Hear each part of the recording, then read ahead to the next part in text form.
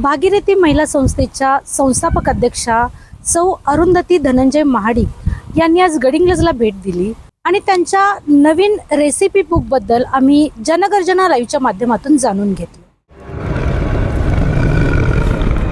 अरुंधती महाडिक यांनी एक पुस्तक लॉन्च केलं ज्याचा उल्लेख तुम्ही केला। तिच्या माहेरच्या सगळ्या आठवणी म्हणजे ती नाईक निंबाळकर परिवार फलटण या घराण्यातली ती आहे आणि त्यांची एक लिगसी जी आहे म्हणजे रेसिपीची फूडची म्हणजे आम्ही सगळे खवय्ये लोक आहोत। त्यांच्या परिवारातले तिच्या आई असतील, तिच्या काकी असतील, त्याच्या वहिनी असतील, या सगळ्यांनी आमच्या आई आहेत त्यामध्ये, या सगळ्यांनी आपापली एक डिश स्पेशल डिश काय असावी याच्या रेसिपी त्या पुस्तकामध्ये सगळ्या गेले वर्षभर अरुंधती महाडिक त्याचं संकलन करत होत्या आणि परवाच त्याचं आता म्हणजे उद्घाटन अनावरण झालेलं आहे। तुमचं रेसिपी बुक एक लॉन्च होते त्याबद्दल काय सांगा? खूप वर्षापासूनच एक स्वप्न होतं किंवा मी म्हणेन की आमच्या घरातल्या सगळ्या ज्या सुगरणी आहेत, अन्नपूर्णा आहेत, त्यांच्यासाठी त्यांची आठवण म्हणून आपण काहीतरी केलं पाहिजे। या अनुषंगाने वाठार नाईक निंबाळकर घराण्याचा इतिहास, परंपरा आणि स्वाद या नावाने मी एक पुस्तक केलेलं आहे। 1.5 वर्षापासून सगळ्यांना विचारून रेसिपीजचं संकलन केलं, पण त्याच्यानंतर असा विचार आला की नुसती रेसिपी बुक का, कारण का आमच्या घराण्याचा इतिहास पण तेवढाच महत्त्वपूर्ण आहे।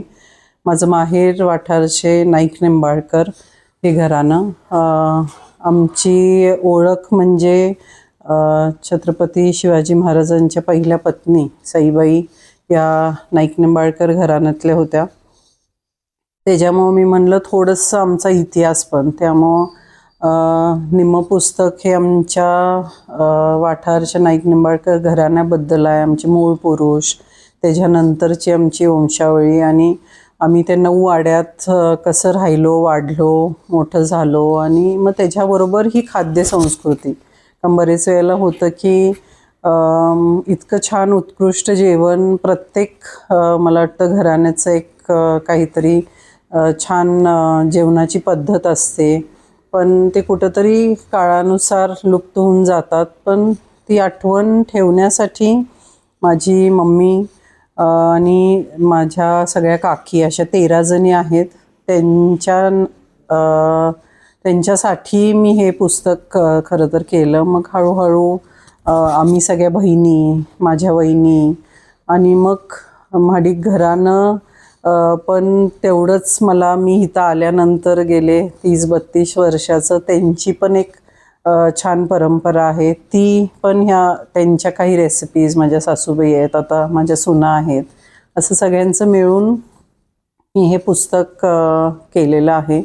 त्यामुळं मी सगळ्यांना आव्हान करेन, विनंती करेन की जरूर हे पुस्तक घ्यावं, त्यातल्या रेसिपीज करून बघाव्यात, एवढीच विनंती। ह्या पुस्तकातनं जे काय आम्ही इन्कम सोर्स करणार आहे तर आमची एक फॅमिली ट्रस्ट आहे आणि खूप वेळेला होतं की फॅमिली अंतर्गत पण अशा वेळेला काही अडचणी येतात, खास करून हेल्थ रिलेटेड खूप लोकांना समस्या येतात आणि मग त्या जर सोडवू शकलो नाही तर ती मोठी अडचण होऊ शकते। म्हणून काही त्यातला भाग आम्ही त्याच्यावर खर्च करायचा असा निर्णय घेतलेला आहे। त्यामुळे आम्ही सगळे फॅमिली मेंबर्स एकत्र येऊन तो पण भाग आम्ही उचलत आहोत असं म्हणायला काही हरकत नाही। या विक्रीच्या माध्यमातून जो काही आर्थिक निधी जमा होईल त्यातून खूप मोठा एक प्रोजेक्ट त्यांचा सामाजिक कामाचा करण्याचा मानस त्यांनी व्यक्त केलेला आहे। आमच्या लाडक्या मुन्ना साहेबांना तुमच्या हातची कुठली रेसिपी आहे?